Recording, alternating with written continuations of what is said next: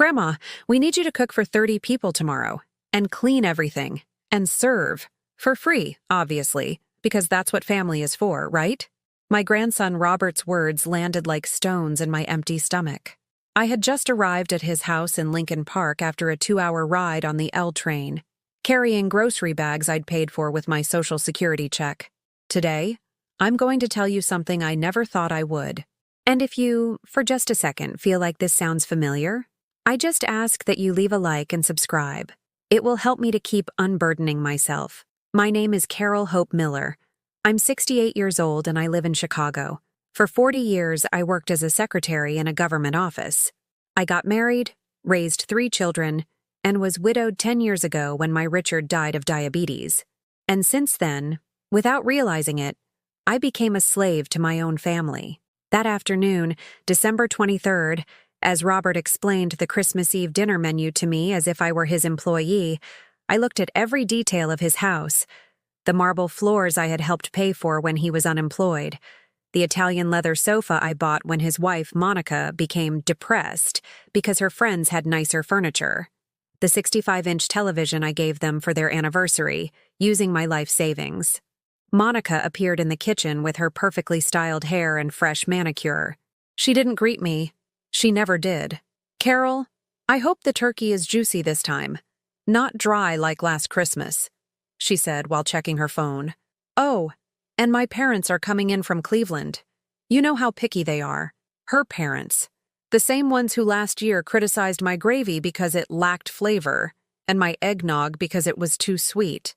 The same ones who never brought so much as a bottle of soda or a box of cookies. Nothing. And what are you two bringing to dinner?" I asked, feeling a lump in my throat. Robert and Monica looked at each other as if I'd said something outrageous. "Grandma, we provide the house. You provide the food and the labor. It's only fair, right? Besides, you cook better than anyone." A lie. I cooked out of obligation, because if I didn't, the comments would start, "Carol's getting too old. Carol's not useful anymore. Carol is becoming so selfish." That night, I went back to my apartment in Logan Square, a small 2-bedroom place with old furniture full of memories. On the living room wall, I had photos of my 3 children when they were little. Robert playing Little League baseball, Patricia at her college graduation, which I paid for by selling my gold rings, and Michael, my youngest, in his army uniform, before he was stationed overseas and forgot about me completely. I sat on my bed with a broken heart. On my nightstand was a photo of my late husband, Richard. I spoke to him as I always did when I felt lost. "My love, I don't know what I did wrong. I gave them everything. Absolutely everything. And now they only see me when they need something." I couldn't sleep that night. By 5 in the morning, I was already awake, mentally calculating everything I had to buy. A turkey, a pork shoulder, ingredients for the sweet potato casserole, vegetables for the salad, sodas, beer, Christmas cookies, fruit for the mulled cider. My entire December Social Security check would be gone on that one dinner. I arrived at the local butcher shop just as the sun was rising. Mr. Peterson, the butcher who'd known me for 20 years, saw me arrive with my empty shopping bags. "Mrs.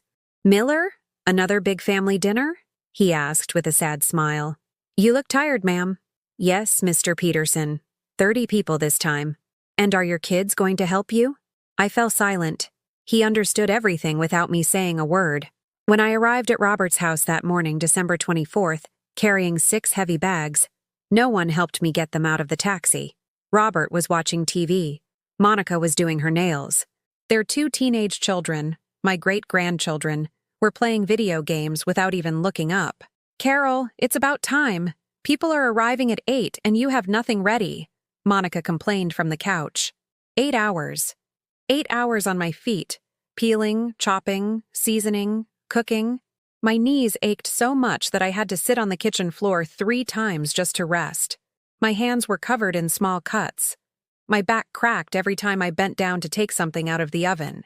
At 6 in the evening, when I had almost everything ready, my daughter Patricia arrived with her family. She hugged me quickly and said, "Mom, everything smells so good. Hey, do you have a little something tucked away for next month? I'm a bit short on cash and..." Always the same. always needing something. The guests began to arrive. Distant relatives, friends, neighbors, co-workers of Robert and Monica. Everyone talking, laughing, drinking. And I, invisible, went from the kitchen to the table, filling plates, serving drinks, clearing dirty dishes.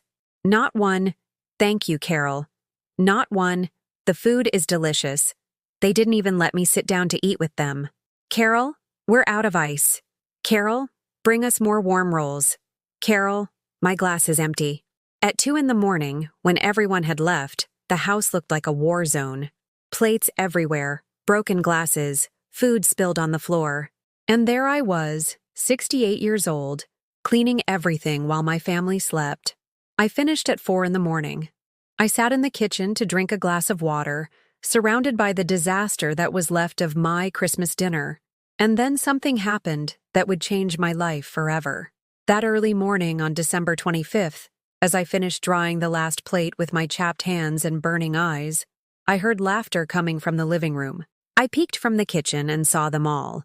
Robert, Monica, Patricia, their spouses, the grandchildren, all sitting comfortably, looking at photos from the dinner on their phones. "Look how great we look in this one," Monica said, showing her screen.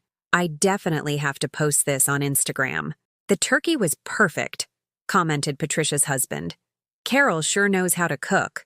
They spoke of me as if I didn't exist, as if I were a home appliance that had worked well that night. No one included me in the conversation. No one invited me to sit with them to look at the photos, where, by the way, I did not appear in a single one. I stood there in the doorway, waiting for someone to look at me, for someone to say, "Come on, Mom, sit with us." For someone to ask me how I felt after cooking for 30 people for 8 straight hours. But nothing happened. 5 minutes, 10 minutes, 15 minutes standing there, invisible, until Patricia saw me and said, "Oh, Mom, are you still up? You should go get some rest. We're all heading to bed now. You should go," as if I were an employee who had finished her shift. I picked up my purse, put on my shawl, and left that house without a word. No one asked me how I was going to get back to my apartment at 4:30 in the morning. No one offered to walk me out. I had to walk 6 blocks to Western Avenue to find a taxi willing to take me. During the entire ride to Logan Square, tears streamed down my cheeks in silence. The driver saw me in the rearview mirror and asked if something bad had happened. "No, sir," I lied. "I'm just tired." I got to my apartment as the sun was rising. I took off my shoes, and my feet hurt so much I had to sit on the hallway floor. They were swollen, blistered, deformed from standing so long. I took off the apron that smelled of pork grease and sweat. I threw it into a corner with anger. I sat on my bed and looked around my room.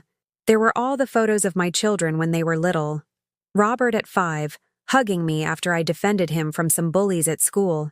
Patricia at 8, crying in my arms when she broke her arm and I carried her, running to the hospital. Michael at 10, proud of the tricycle I bought him by selling my engagement ring because his father was out of work. At what point did these children who adored me turn into these people who treated me like their maid? I remembered when Robert was 20 and lost his job. I mortgaged my house to give him money to start a small food truck business. The business failed in 6 months, but he never paid me back. I remembered when Patricia got divorced and came to live with me with her 2 kids for a whole year. I slept on the living room couch so they could have the bedrooms. I worked double shifts to support 4 people. When she got a job and moved out, she never thanked me either. I remembered when Michael asked me for money to enlist. "It's a once-in-a-lifetime opportunity, Mom. I'll send you money every month, I promise." I sold my last pieces of gold jewelry, the ones Richard had given me for our wedding anniversary, to give him those $5,000. That was 5 years ago. The money never arrived. The calls became less frequent. The messages turned colder. The last time we spoke was 8 months ago, when he told me he had his own family now, and couldn't be sending money back home. His own family. As if I were no longer his family. That December 25th, I didn't receive a single call. Not one text message. Not one, "Merry Christmas, Mom." I stayed in my apartment all day, watching TV, eating the leftover beans I had in the fridge. Every time the phone rang, my heart leapt, hoping it was one of my children. But no, they were sales calls, banks offering credit cards. At 8 at night, when I couldn't stand the silence anymore, I decided to call. I dialed Robert. "Hello?" He answered, his voice sleepy. "Son, it's me. I just wanted to see how you were all doing after last night." "Oh, hey, Mom. Yeah, everything's fine. Hey, I forgot to tell you yesterday. Monica says you took some of her Tupperware from the kitchen. Can you bring it back tomorrow? It's from her good set." The Tupperware. He was calling me out for taking 3 containers of leftovers from the meal I had paid for and cooked myself. "Of course, son. I'll bring them over tomorrow." "Okay, see you then. Bye." He hung up. He didn't ask how I got home. He didn't thank me for the dinner. He didn't ask how I was feeling.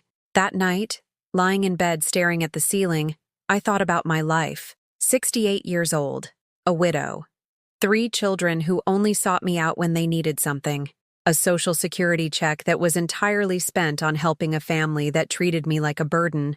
When was the last time someone had worried about me? When was the last time someone had asked what I wanted, what I needed, how I felt? I got out of bed and went to my small closet. There, in an old shoebox, I kept my important documents. I took out my bank passbook. $53. That's all I had left after the Christmas dinner. $53 to live on until next month. But I also found something I had completely forgotten about. A card my dear friend Grace had given me about 6 months ago when we ran into each other at church. She had told me, "Carol, if you ever need to talk to someone, here's my number. I'm living in Evanston now, with my youngest daughter. I'm doing really well." Grace had been my friend since we were young women. We got married the same year, raised our children together, were widowed around the same time. But I had remained the mother who gave everything and solved everything. She, from what she told me that day at church, had set boundaries with her children from the beginning. "My children respect me," she had told me, "because I taught them that love isn't shown by being their slave." I didn't understand her words at the time. Now sitting on my bed with $53 in my account and my body broken from a Christmas no one had appreciated, I was beginning to understand. I put the card on my nightstand. Maybe it was time to call her. The next day, December 26th, I woke up at 5 in the morning with a back pain so severe I could barely move. My hands were swollen, my feet were like 2 balloons, and I had a feeling of emptiness in my chest I hadn't felt since Richard died. I lay there staring at the ceiling for 2 hours, thinking about the last 10 years of my life. Since I was widowed, I had lived solely for my children. Every dollar of my Social Security, every hour of my time, every drop of my energy, I had given it all to them. And for the first time, I asked myself a question that terrified me. When was the last time I did something for myself? I couldn't remember. I slowly got out of bed and went to the bathroom. The woman looking back at me in the mirror scared me. She had deep, dark circles, wrinkles I hadn't noticed before, gray and unkempt hair, chapped lips. She looked like an 80-year-old woman, not 68. When had I become this stooped, tired old woman? The phone rang. It was Robert. "Mom, good morning. Hey, can you come by with the Tupperware now? Monica is climbing the walls. She says she can't make lunch today without those containers." "Good morning to you too, son," I said in a voice I didn't even recognize. "How did you all sleep after the dinner I prepared for you?" "Oh, yeah, fine." "Hey, and since you're coming, could you bring something for breakfast? We're out of everything and haven't had time to go to the store." "We're out of everything." As if he had contributed to buying any of that food. "Robert, did you buy anything for that dinner?" There was a moment of silence. "Mom, why are you asking that? We provided the house, didn't we? Besides, you cook better than anyone. It's your specialty." "My specialty." As if I were a restaurant. "All right, son. I'll be there in a little while." When I hung up, I sat at my dining table and took out a sheet of paper. I started doing the math. In the last 6 months, I had spent on my family $1,000 for Robert's birthday party, $500 on school supplies for my grandchildren, $800 when Patricia was out of work for 2 weeks, $200 on medication when Monica's back hurt, $300 for my granddaughter's baby stroller, and on, $3,000 in 6 months. Almost 3 times my Social Security income. Money I had taken from my life savings, from selling my few valuables, from loans I was still paying off. And what had I received in return? orders, complaints, demands, and the privilege of continuing to work for them for free. I took the Tupperware containers and walked to Robert's house. During the L ride, I watched the other people. I saw women my age sitting peacefully, reading, resting. I wondered if they were also slaves to their families, or if they had learned something I never understood. When I arrived at the house, I found the whole family having breakfast. On the table were pastries, coffee, milk, fruit. Food I hadn't brought. "You bought breakfast?" I asked, surprised. "Yeah. Patricia brought some things on her way here," Robert replied without looking up from his plate. Patricia had brought breakfast. The same Patricia who had asked me for money the day before. The same one who had no money to help with Christmas dinner.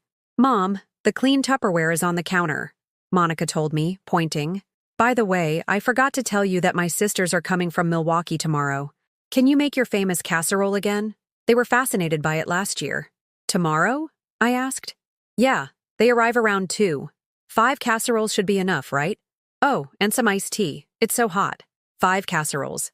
Iced tea. For tomorrow." "And what are you guys providing?" I asked. The table fell silent. Monica looked at me as if I had said a curse word. "Carol, what's gotten into you lately? You're acting so weird. We provide the house, the plates, the silverware. You provide the food. It's always been this way. It's always been this way." That phrase hit me like a slap in the face. "And what if I don't want to make casseroles tomorrow?" I asked. Robert stopped chewing and looked at me, stunned. "Mom, are you feeling okay? Of course you're going to make them. It's what you do best. And what if I have other plans?" "What plans could you possibly have?" Monica laughed. "Carol, don't be so dramatic. What plans could you possibly have? As if it were impossible for a woman my age to have her own life, her own interests, her own needs." In that moment, something inside me broke. It wasn't dramatic. I didn't scream or cry. It was quiet but final. Like when a guitar string snaps. It doesn't make much noise, but it can no longer play the same music. "You know what, Monica?"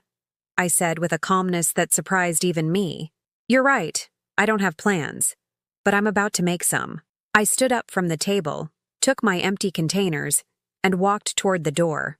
"Where are you going, Mom?" Robert yelled. "What about the casseroles for tomorrow?" "Someone else will be making tomorrow's casseroles," I said without turning around. "Or you'll be eating something different." "Carol, you can't do this to us," Monica shouted. "My sisters already confirmed they were coming for your casserole." I stopped at the door and turned to look at her. "Monica, for 10 years I have done everything you've asked of me. I've cooked, cleaned, paid, cared for, and solved. And never, not once have you asked if I wanted to do it. You've never asked how I feel. You've never asked what I need. But you're the grandma. It's normal that—" "No," I interrupted her. "Being a grandma doesn't mean being a slave. Being a mother doesn't mean disappearing as a person." I walked out of that house and through Lincoln Park feeling strange. It was as if I had been carrying a 100-pound backpack for years and had just taken it off. I felt odd, light, almost dizzy. When I got back to my apartment, I took out my friend Grace's card. I stared at it for 20 minutes before I dared to dial her number. "Hello?" she answered with a cheerful voice I hadn't heard in years. "Grace, it's Carol. Do you remember me?" "Carol, it's so good to hear from you. I was thinking about you this Christmas. How was it?" "It was bad, Grace. Very bad." "What happened, my dear friend?" And then, for the first time in years, someone asked me what had happened.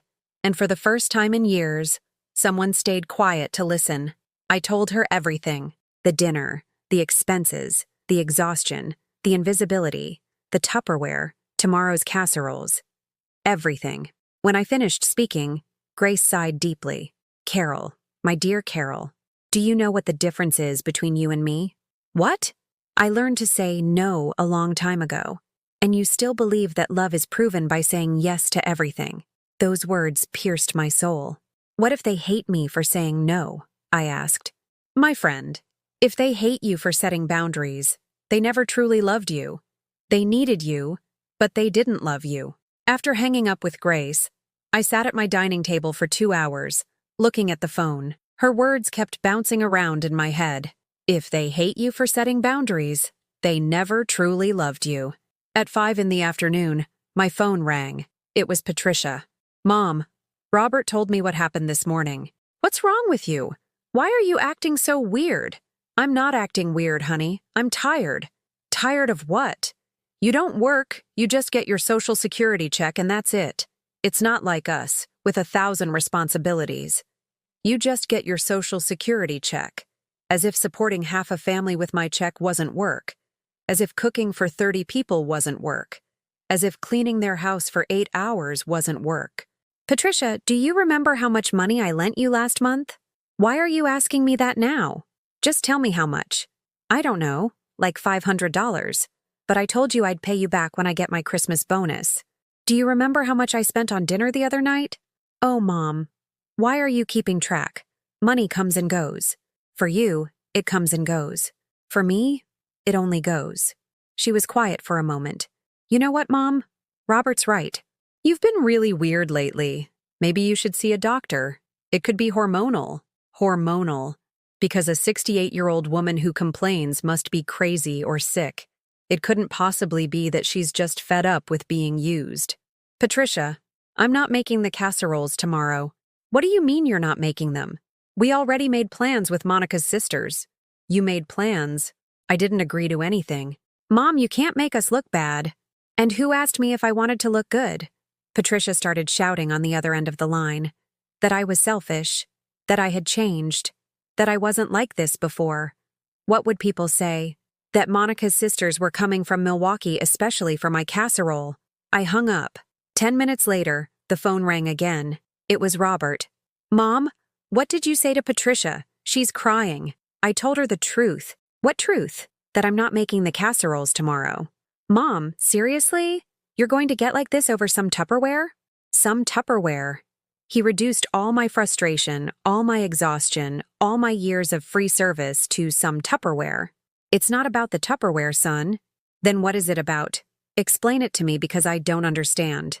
I took a deep breath. For the first time in years, I was going to tell my son what I really thought. Robert, for 10 years, ever since your father died, I have spent all my money on you all. I've cooked, cleaned, cared for, and solved all your problems. I've sold my belongings to help you. I have worked more hours for you than when I had a job. And do you know what I've received in return?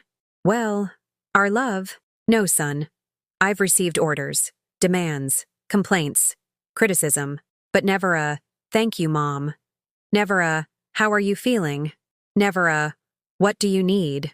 Mom, don't exaggerate. Of course we love you. Do you love me? Or do you need me? He fell silent. Because if you love me, you would ask me how I am from time to time. If you love me, you would help with the expenses when you throw parties at your house. If you love me, you wouldn't yell at me when I can't do something. Mom, we never yell at you. Robert, last night Monica yelled at me because I hadn't brought enough ice. This morning she yelled at me about the Tupperware. And just now Patricia yelled at me because I don't want to make casseroles tomorrow. But it's just that you've always done all that. It's normal. It's normal. There was that phrase again. The one that was killing me inside. Do you know what's normal, son?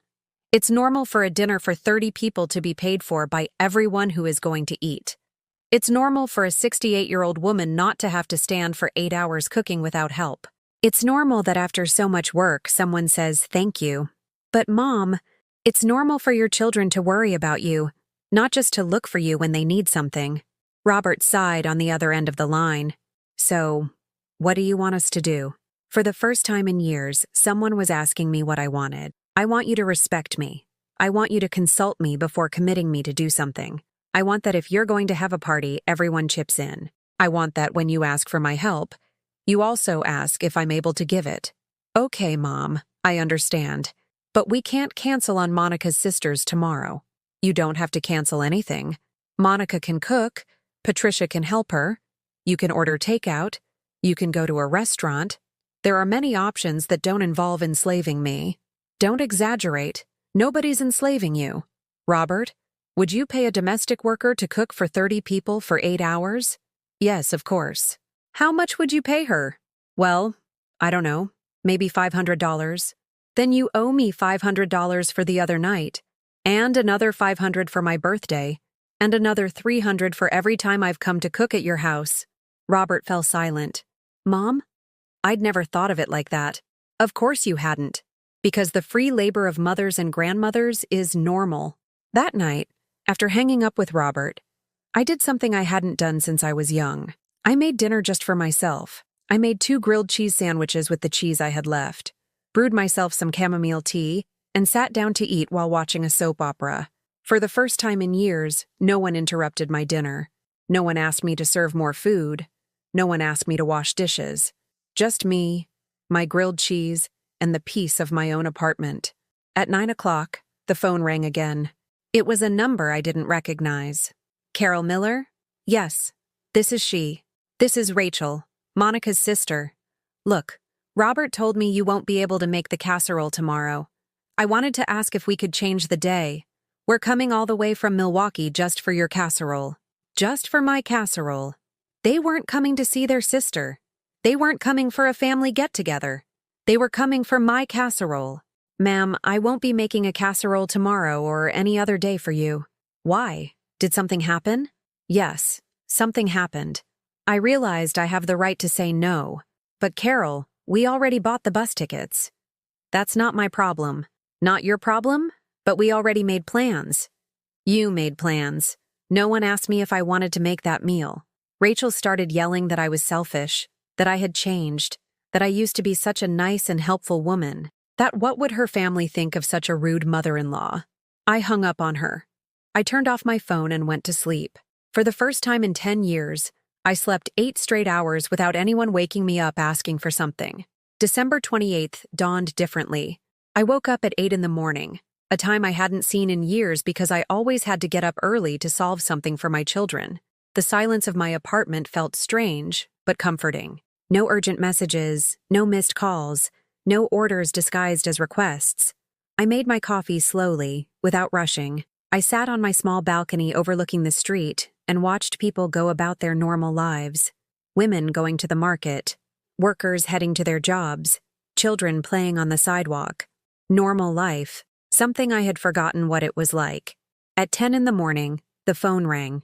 I let it ring. At 10:15, it rang again. I let it ring. At 10:30, it rang a third time. I decided to answer. Hello? Mom, you finally answered. It was Patricia's frantic voice. We've been calling you all morning. Where have you been? In my house, having a peaceful breakfast. Breakfast at 10:30? Mom, that's so late. Late for what? I wondered. Why did I have to get up early on a day when no one had asked me for anything? What do you need, Patricia? What do I need? I need you to come and fix the disaster you made yesterday. What disaster?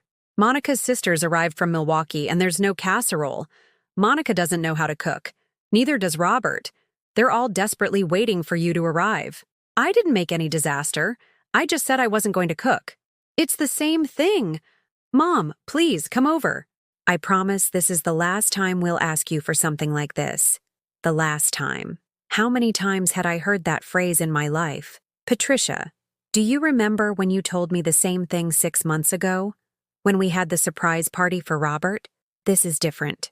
Do you remember when you told me the same thing last year for your birthday, and at your daughter-in-law's baby shower, and at your grandson's first communion? Patricia fell silent. Mom, okay, I get that you're upset, but now is not the time to fight. We have guests waiting. Let them wait. Mom, Patricia, I have a very simple question for you. When was the last time you did something for me without me asking you? What? A simple thing. When was the last time you brought me a gift? Or invited me out to eat? Or called me just to see how I was doing, without needing anything from me? Patricia took so long to answer that I thought the call had been disconnected. Well, we're always thinking of you. Thinking of me or needing something from me. Mom, why are you asking me such difficult questions? Because they are questions I should have asked years ago. At that moment, I heard voices in the background. Robert was yelling at Patricia to tell me that Monica's sisters were getting very upset. Mom, Robert says that... I heard him.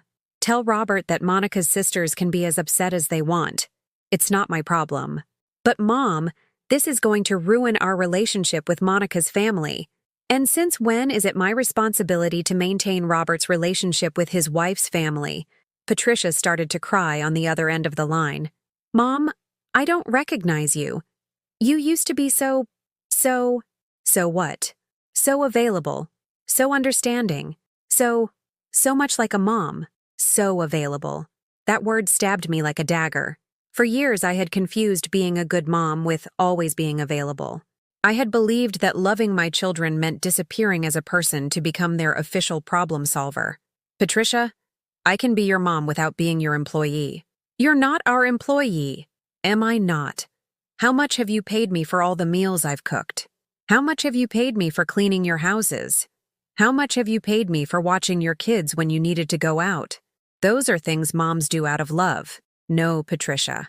Those are things moms do when their children haven't learned to value them. True love includes respect, consideration, and reciprocity. Patricia continued to cry. But now her tears sounded different. They weren't tears of manipulation. They were the tears of someone beginning to understand something uncomfortable. So what are we going to do now? She asked in a small voice. You are going to learn to solve your own problems, and I am going to learn to live my life. After hanging up, I took a long bath with bath salts I'd had stored away for years. As the hot water relaxed my aching muscles, I reflected on the conversation with Patricia. For the first time, I had seen a crack in my daughter's armor. A moment of real, not calculated, vulnerability. At 2 p.m, while I was having a quiet lunch at my table, there was a knock on the door. It was Robert, looking like he was at a funeral. Mom, can we talk? Of course, come in. He came in and sat on my couch, the same one he had sat on thousands of times as a child when he came to tell me his problems. But now his posture was different. He seemed smaller, more lost. Monica's sisters went back to Milwaukee very upset, he said. I'm sorry for them. Monica's furious with me. She says my mom ruined her family get-together. Your mom didn't ruin anything. Your mom just didn't want to work for free again. Robert sighed deeply. Mom, do you really think we treat you like an employee? It was the most honest question he had asked me in years. Robert, would you ask an employee to work 8 hours straight without pay? No. Would you yell at her if she didn't do something exactly as you wanted? No. Would you force her to spend her own money to throw parties at your house? Robert hung his head. No. Would you expect her to be available 24 hours a day, 7 days a week? No, Mom. I get it now. He was quiet for several minutes, looking at his hands. How long have you felt this way? He finally asked. For years. But I never dared to say it. Why didn't you tell us before? Because I was afraid you would stop loving me. Robert looked up and met my eyes with a gaze I hadn't seen since he was a teenager. Sad, confused, but real eyes. Mom, we love you. Do you love me, or do you need my services? We love you. Then show me, without asking for anything in return. Robert was thoughtful again. How? It was unbelievable. My 42-year-old son, a father, a successful professional, was asking me how to show his mother love without asking for something in return. I had raised children who didn't know how to love without receiving services. Robert, when was the last time you invited me to dinner? Not asked me to cook for you. Invited me to a restaurant. Paid the bill. Treated me like your guest of honor. I can't remember. When was the last time you gave me a gift that wasn't for my birthday or Mother's Day? I don't know. When was the last time you called me just to ask how I was? Robert started to cry. Silent tears running down his cheeks. Mom, I'm so sorry. I didn't realize. I know, son. That's why we're talking now. Will you forgive me? Robert, it's not about forgiveness. It's about change. How? By starting to treat me like what I am. Your mother, not your employee. After Robert left, I sat on my couch thinking about our conversation. For the first time in years, I had seen my son truly listening to me, not just waiting for me to finish speaking so he could ask for something. It had been painful, but necessary. The next 3 days were strange. My phone barely rang. No urgent calls asking me to rush over and fix something. No text messages with grocery lists I had to buy. No unexpected visits from my children with problems I had to solve immediately. At first, I felt anxious. For so many years, my value had been measured by how much my children needed me, and the silence made me feel useless. Who was Carol Miller without her children's problems to solve? Who was I without an endless list of favors to do? On the second day of silence, I called my friend Grace. "How are you doing, Carol?" she asked in that warm voice that calmed me. "Confused. My kids haven't called me in 3 days. And how does that make you feel?" "Strange. Like I don't know what to do with myself." Grace laughed softly. "My dear friend, that's normal. For years you've lived for them. Now you have to learn to live for yourself. But I don't know how. What did you like to do before you got married? Before you had kids?" I thought about it. It was a question no one had asked me in decades. I liked to embroider, and read novels, and walk through downtown on Sundays. "And when was the last time you did any of those things?" I couldn't remember. "My friend, you have homework," Grace said. "This week, you're going to do one thing just for you. Something that gives you pleasure, that benefits no one but you." After hanging up, I thought about her homework. What could I do just for myself? I had completely forgotten what it felt like to do something for the sheer joy of it. The next day, I decided to go downtown. It had been years since I'd set foot in Millennium Park, the Art Institute, or along the Magnificent Mile. There was always an excuse not to go. Robert needed me to watch the kids. Patricia needed help with her shopping. Someone needed something more important than my desire to walk. I took the L train from my station and got off downtown. When I emerged and saw the majestic entrance to the Art Institute of Chicago, my eyes filled with tears. How long had it been since I last did something just because I wanted to? I walked slowly, unhurried, with no schedule to keep, no to-do list. I sat on a bench in Millennium Park and watched the tourists taking pictures, families strolling, vendors selling their wares. Real life happening while I had been locked in a routine of constant service. I went into the Art Institute and saw an exhibition of American painting. It had been decades since I'd seen art. When I was young, Richard and I used to go to museums often. But after the children were born, after I was widowed, art had become a luxury I couldn't afford because there was always something more urgent to do for my children. As I was looking at a Georgia O'Keeffe painting, a woman my age approached me. "Beautiful, isn't it?" she said. "I come here every 2 weeks. It's my escape." "Your escape?" "Yes. I have 4 kids and 12 grandkids. If I don't escape now and then to feed my soul, I'd go crazy." I laughed. It was the first time I'd met someone who spoke of needing to escape from her family without guilt. "And don't your kids feel bad that you come here alone?" At first, they did. They said I was being selfish. But then they understood that a happy mother is better than a resentful mother. A happy mother is better than a resentful mother. That phrase stuck in my mind. I returned home feeling different, lighter, as if I had remembered that Carol Miller existed independently of her children's problems. That night, for the first time in years, I embroidered. I took out my old threads from a box I had stored away for who knows how long, and I embroidered small flowers on a napkin. My fingers remembered the movements. My mind calmed with the repetitive rhythm of the needle weaving in and out of the fabric. At 9 o'clock, the phone rang. It was Patricia. "Hi, Mom. How are you?" I was surprised. She wasn't asking for anything. She was just asking how I was. "I'm good, honey. I went downtown, saw an exhibition, did a little embroidery." "You went downtown alone?" "Yes. And weren't you scared?" "Scared of what?" "I don't know." "Of being out there by yourself." I realized my children saw me as a fragile old woman who needed protection, when in reality I had been protecting and supporting half a family for years. "Patricia, I worked downtown for 40 years. I know every street, every L line, every corner. I'm not an invalid." "I didn't say you were. I was just worried."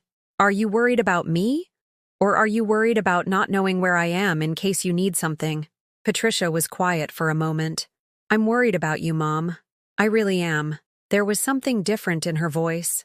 Something softer, more genuine. "I believe you, honey. Mom, can we see each other tomorrow? Just to talk. I don't need anything. I want to talk to you. Just to talk." When was the last time Patricia wanted to talk to me without needing something? "Of course, honey. Where would you like to meet?" How about I treat you to lunch? At a nice restaurant. My treat. I almost fell out of my chair. Patricia was inviting me to lunch. Her treat. The next day, we met at a small but lovely restaurant in the Wicker Park neighborhood. Patricia was on time, which was unusual for her. Normally, she'd have me wait while she sorted out urgent, last-minute things. She looked nervous as we sat down. Mom, I've been thinking a lot about what you said the other day. What did you think about? That you're right. I couldn't remember the last time I did something for you without needing anything in return. And what conclusion did you come to? That I'm a bad daughter.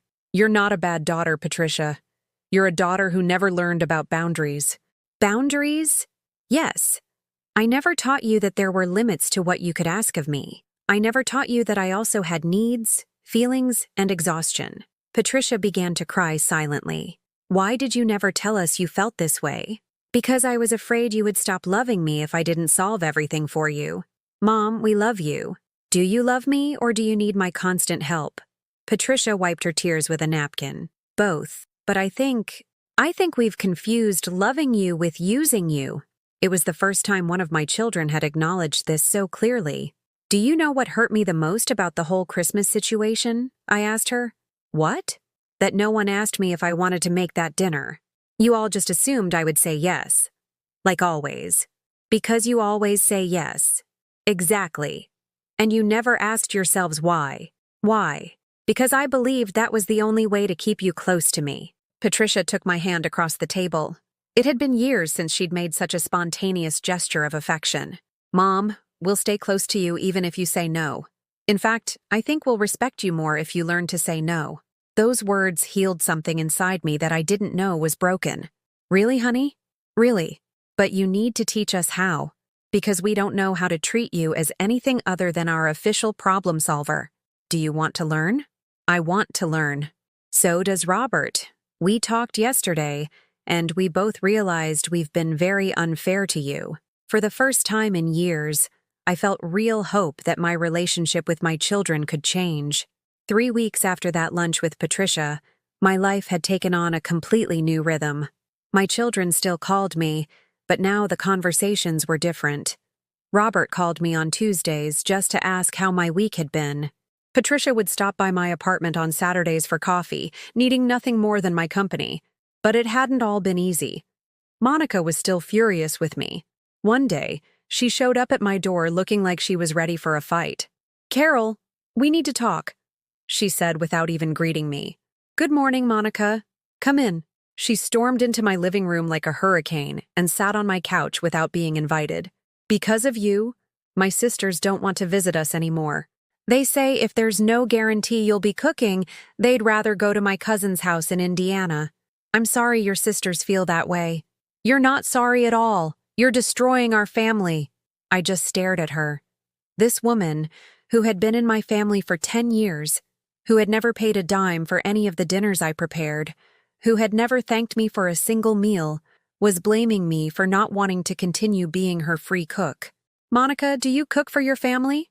"Of course I cook." "And when you invite people over, who pays for the food?"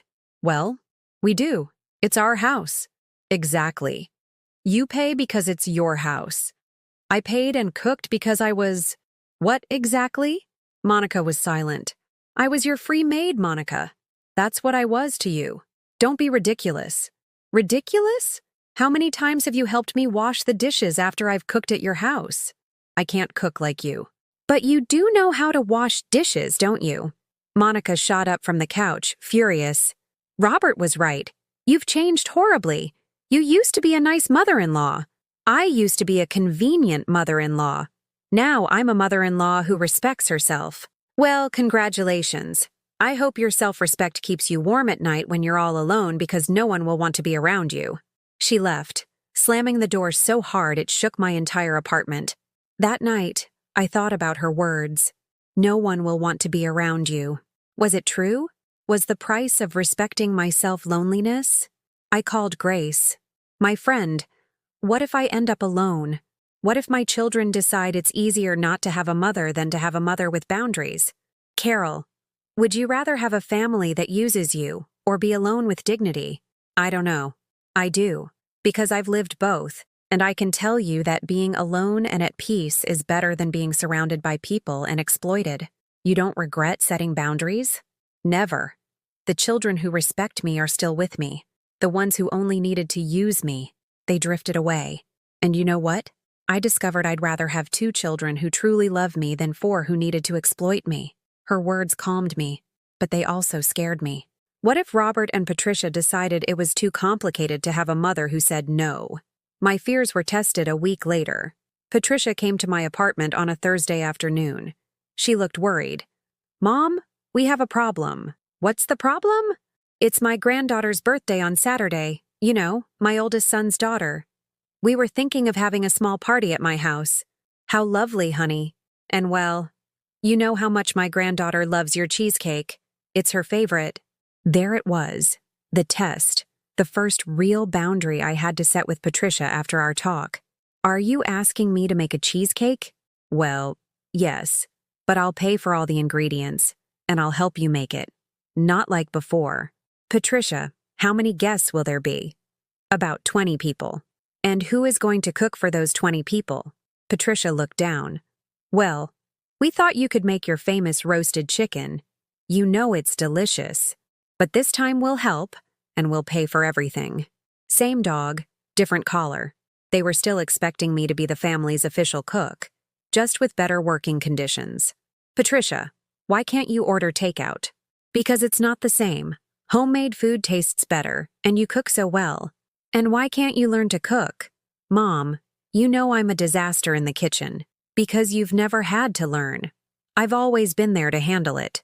Patricia started to get nervous. "So what? Are you just never going to help us with anything anymore?" "I will help you when you truly need me. But cooking for a party is not an emergency. But it's your great-granddaughter's birthday, and it can be a beautiful birthday with a store-bought cake. Or with food her grandmother cooks. Or with food you all make together.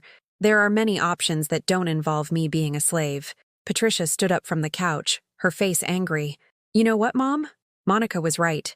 You have changed horribly. You used to be more of a mom. More of a mom or more of a servant?" "Both. That's what moms are for." Her words hurt like a knife. My own daughter had just confirmed that for her, being a mother meant being a servant. "Patricia, if being a mom means being a servant to you, then you'd rather have a servant than a mother." "That's not true, isn't it? Then tell me, what do you need from me that isn't cooking, cleaning, paying, or solving problems?" Patricia was silent for several minutes. I watched her struggle with something internally, as if trying to find an answer that didn't exist. I need your company, your advice, your hugs when I'm sad. And for that, you need me to cook for 20 people? No. Do you need me to spend my Social Security check on ingredients for parties at your house? No. Do you need me to be available 24/7 to solve your crises? No, Mom, I don't. Patricia started to cry again. But I just don't know how to be the daughter of a mom who says no.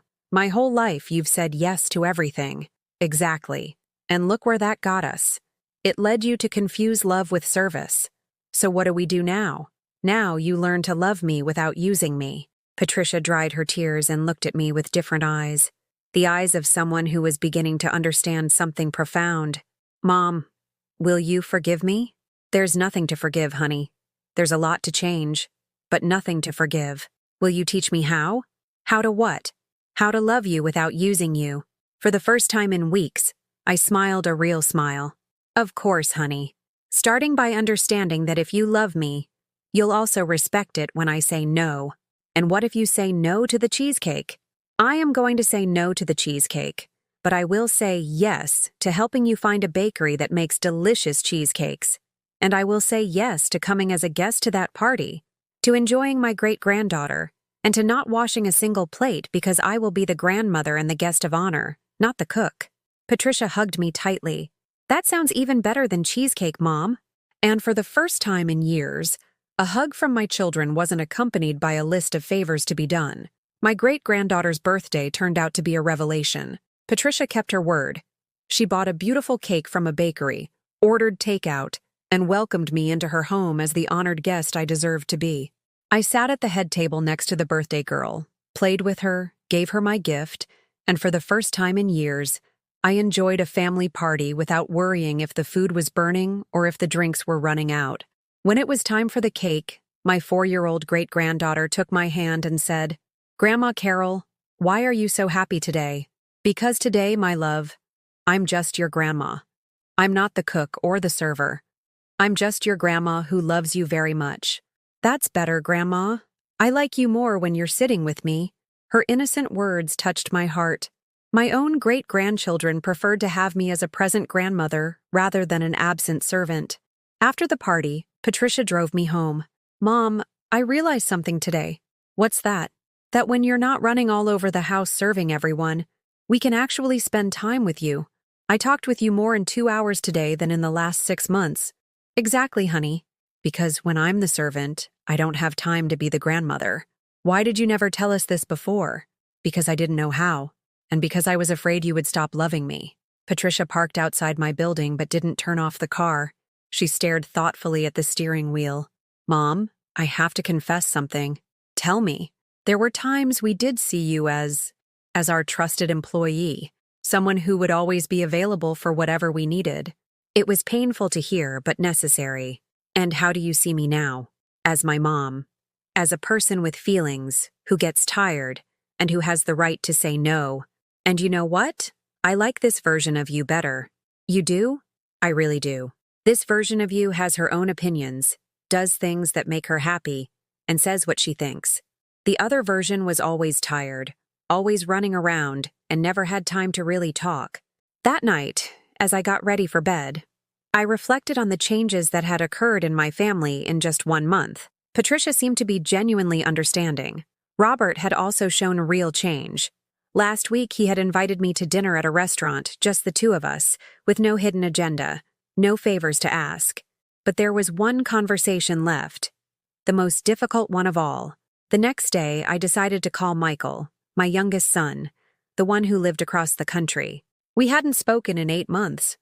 The last time was when he'd asked for money for an emergency he never fully explained. I dialed his number with trembling hands. How had I reached a point where I was afraid to call my own son? "Hello?" A voice I no longer fully recognized answered. It had a slight Texas drawl now. "Michael, it's your mom." There was a long silence. "Mom? Did something happen? Are you okay?" Did something happen? As if the only reason I would call him was an emergency. "I'm fine, honey. I just wanted to see how you are." "Oh, well, I'm good. Working a lot." "Do you need something?" "Do you need something?" There was that dynamic again. He assumed I only called when I needed something, when in reality it was the other way around. He only called when he needed something. "I don't need anything, Michael. I just wanted to hear your voice." "Oh, okay. Well, here I am. Just getting by." The conversation felt forced, artificial. We were speaking like strangers fulfilling an awkward social obligation. "Michael, do you remember me?" "What do you mean, do I remember you? You're my mom." "I don't mean that. I mean, do you remember who I am as a person? Not as the lady who sends you money or solves your problems. As a person." Another long silence. "Mom, are you sure you're okay? You're talking really weird." "I'm perfectly fine. For the first time in years, I'm truly fine." "I don't get it." "Michael, 8 months ago you asked me for $5,000 for an emergency. I sent you the whole amount, even though it meant wiping out my savings. You never explained what you needed it for. You never asked how I was going to get by without that money. You never thanked me for it." "I did thank you. You said Theek's mom in a text message. $5,000 was worth more than Theek's mom." Michael sighed on the other end of the line. "Okay, you're right. I should have thanked you more. Thank you, Mom. I don't want you to thank me now, Michael. I want you to understand something." "What?" "That those $5,000 were the last I'm ever going to send you." Silence. "What?" "I'm not sending you money ever again. Not for emergencies, not for opportunities, not for anything." "Why? Did I do something wrong?" "Yes, you did something wrong. You forgot you have a mother." "I don't understand." "Michael, how many times have you called me in 5 years just to ask how I am?" "Well, I don't know. A lot of times." 0 times, Michael. 0. You only call when you need money. That's not true, isn't it?" Name one conversation we've had in the last 2 years that didn't end with you asking for money. Michael was quiet for so long I thought the call had dropped. Michael, are you there? Yeah, I'm here. Did you remember a conversation yet? No. His voice sounded small, like when he was a boy and I'd caught him doing something wrong. Mom, I hadn't realized. You hadn't realized what? That I only call you when I need money. And how does realizing that make you feel? Bad. Really bad. Like I'm a bad son. You're not a bad son, Michael. You're a son who got used to seeing his mother as an ATM. Michael started to cry on the other end of the line. The sobs of a grown man realizing something horrible about himself. Mom, I'm so sorry. What are you sorry for? I'm sorry for treating you like you were only useful for sending me money. I'm sorry for not calling to ask how you are. I'm sorry I don't even know what your life has been like these past few years. Do you want to know now? Yes, Mom. I want to know.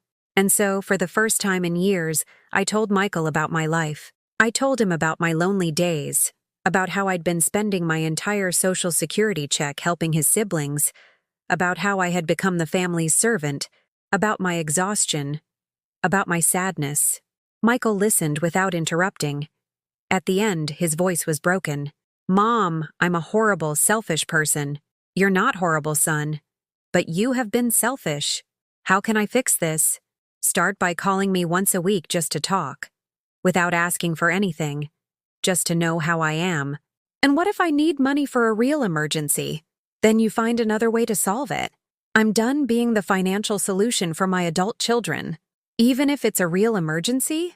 Michael, for 5 years, all your emergencies turned out to be more important than my well-being. From now on, my well-being is going to be more important than your emergencies. There was another long silence. Okay, Mom, I understand. And I'm really, truly sorry. If you're truly sorry, then show me by changing. How? By calling me next Sunday just to ask how my week was. And the Sunday after that. And the Sunday after that. Without asking for anything but to hear my voice. Will you give me another chance? I'll give you the chance to get to know your mother as a person, not as an ATM. Thank you, Mom. We'll talk on Sunday, Michael. We'll talk on Sunday. When I hung up, I sat on my couch feeling something I hadn't felt in years. Hope. Hope that maybe, just maybe, my 3 children could learn to love me without using me. But above all, for the first time in my life, I had learned to love myself enough to demand respect. 6 months after the Christmas that changed my life, my world had completely transformed. Michael kept his word. Every Sunday, he called me religiously just to talk. At first, the conversations were awkward, as if we were strangers getting to know each other. But slowly, week after week, I rediscovered my youngest son as the person he was now, not the boy I remembered. He told me about his job at a construction company in Texas, about his co-workers who had become his new family, about his American girlfriend who wanted to meet me. For the first time in years, Michael told me about his real life, not just his financial problems. Patricia had also maintained her transformation. Our Saturday coffees had become the most anticipated moment of my week. We talked about everything, her problems at work, my new hobbies, the shows we were watching, memories from when she was little. It was as if I had gotten my daughter back after years of being lost in a boss-employee relationship. Robert had been the most surprising change. The man who used to only call me to solve family crises now showed up at my door on Sunday afternoons with a bag of pastries, ready to spend the afternoon with me with no hidden agenda. We had started watching the Cubs games together, something we hadn't done since he was a teenager. But the most important transformation had been in myself. I had started taking an embroidery class again at the Community Arts Center. Every Tuesday and Thursday afternoon, I would meet with a group of women my age who had become my new friends. We would chat, laugh, share embroidery techniques, and, most importantly, have a healthy complaint session about our children without feeling guilty. Mrs. Rose, a 70-year-old woman with an enviable energy, had become my closest confidant after Grace. Carol, do you realize how much you've changed in these months? She told me one Tuesday, as we embroidered flowers on placemats. How have I changed? When you first came here 4 months ago, you looked exhausted, sad. like you were carrying the weight of the world on your shoulders. Now you look alive. She was right. I felt alive for the first time in years. I had also started traveling. Small trips, nothing extravagant, but trips nonetheless. With my new friends from embroidery, we had gone to Starved Rock State Park, to Lake Geneva, to the Indiana Dunes. Day trips by bus, carrying our embroidery projects and our lunchboxes with homemade sandwiches. We were like a senior citizens troop of Girl Scouts. On one of those trips, I met Mr. Arthur, a widowed man my age who sold handcrafted silver jewelry at an art fair in Lake Geneva. He was a quiet man, with hands skilled in his craft and a smile that gave me butterflies in my stomach, as if I were 20 again. At first, I was embarrassed to admit I liked him. At 68, a widow for 10 years, with adult children, did I have the right to feel butterflies for a man? Grace set me straight. My dear friend, the heart doesn't have an expiration date. If you like this man and he treats you well, give him a chance. But what will my children say? And why should you care what they say? It's your life, not theirs. Arthur and I had started a beautiful friendship. He wrote me old-fashioned letters, with careful handwriting on nice paper. He came to Chicago every 2 weeks to sell his jewelry downtown, and he always set aside time to take me to lunch. He was respectful, attentive, and interesting. He treated me for what I was. A whole woman, not just someone else's tired mom. One Saturday, as I was embroidering on my balcony, Patricia arrived for our usual coffee. She had a mischievous smile. "Mom, I've got some gossip." "What gossip?" "Grace told me you have a gentleman caller." I turned red as a tomato. "He's not a gentleman caller. He's a friend. A friend who writes you letters and takes you to lunch." "Mom, that's a gentleman caller." "And what do you think about that?" I asked, afraid of her answer. "I think it's about time." "About time for what?" "For you to be Carol the woman, not just Carol the mom." Her words filled me with a joy I hadn't expected. My daughter not only approved of my new life, but she celebrated it. "You don't think it's weird that your 68-year-old mother has a suitor?" "Mom, I think it's beautiful. Dad died 10 years ago. You've been alone all this time, giving all your love and time to us. You deserve to have someone take care of you for a change." That afternoon, I told Patricia about Arthur, about his letters, his visits, about how he made me feel special and valued. Patricia listened with a tender smile, as if she were the mother and I were the daughter in love. "So when do we get to meet him?" she asked. "You want to meet him?" "Of course. I want to meet the man who has my mom looking so happy." The following week, when Arthur came to the city, I organized a lunch at my apartment. I invited Patricia and Robert. I was as nervous as a teenager introducing her first boyfriend. Arthur arrived on time, with flowers for me and small silver gifts for my children. He was a man who was elegant without being flashy, polite without being artificial, and affectionate with me without being clingy. During lunch, Robert and Patricia peppered him with questions. But they weren't hostile questions. They were curious. They wanted to know the man who had put a light back in their mother's eyes. "So, what are your intentions with our mother?" Robert asked, his tone joking but with a serious undertone. "My intentions are to make her happy, if she'll let me," Arthur answered simply. "Your mother is an extraordinary woman who deserves to be treated like the queen she is." Patricia looked at me with her eyes shining. After lunch, when Arthur had left, my children stayed with me for a while. "Mom, I like him," Patricia said. "You can tell he adores you, and that he respects you," Robert added. "He doesn't talk about you like you're his charity project or like he needs you for something specific. He talks about you like he admires you. You guys are really okay with this?" "Mom, we think it's perfect," Robert said. "For years, we've been the ones receiving all your love. It's time you had someone to love you back." That night, after my children left, I sat on my bed and looked at the photos on my nightstand. The picture of Richard was still there, but looking at it no longer made me sad. It made me grateful for the beautiful years we had together, and peaceful for having found a way to keep living without him. Next to it, I had placed a new photo, one Arthur had taken of me during our last outing to the Chicago Botanic Garden. In that photo, I was smiling a real smile, with eyes full of life, with my cheeks rosy from the sun. with relaxed hands that weren't cleaning or serving or solving anything. I was just being Carol. I went to bed that night feeling something I hadn't experienced in years. Deep gratitude. Gratitude for having found the courage to say no. Gratitude for discovering that my children could love me without using me.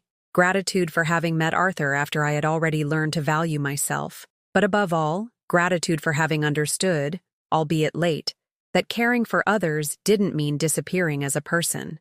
That being a mother didn't mean being a slave. That true love included respect, reciprocity, and healthy boundaries. For the first time in decades, I fell asleep excited for what the next day might bring. A year after that life-changing Christmas, I received a call I wasn't expecting. It was from a local radio show that had heard my story through one of my embroidery friends, who had shared it at her work. "Mrs. Miller, we'd like to invite you on our program to talk about your experience," the host, a young woman named Andrea, said. "We believe your story could help many women who are going through the same thing." At first, I panicked. Me? On the radio? Talking about my personal life to thousands of strangers? But then I reconsidered. If my experience could help another woman set boundaries in time, it was worth a try. On the day of the recording, I was so nervous that Arthur walked me to the station. He waited for me outside while I went in to tell my story into the microphone. "Carol, tell us," Andrea said in a gentle voice. "How did you get to the point of realizing your family was using you?" "It was an accumulation of years," I answered, surprised at how steady my voice sounded. But the exact moment was that Christmas when I cooked for 30 people, spent my entire Social Security check, worked for 8 straight hours, and no one thanked me. That night, washing dishes at 4 a.m, I realized I had stopped being a mother and had become a free maid. The calls started coming in almost immediately. Women crying on the phone, telling stories similar to mine. A woman from Austin told me she had been financially supporting her 40-year-old son who couldn't find a job for 15 years. Another from Denver told me her adult children only visited when they needed her to babysit the grandkids for free on weekends. "Carol," said a listener who got on the air, "my story is just like yours. How did you find the courage to say no?"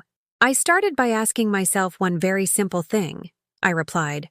"When was the last time I did something just for me?" And when I couldn't answer that question, I understood that I had disappeared as a person.